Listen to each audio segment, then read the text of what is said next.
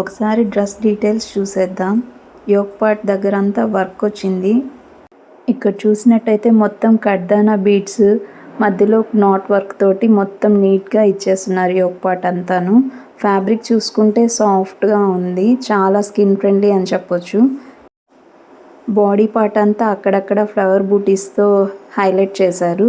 Simple and elegant లుక్గా ఉంది.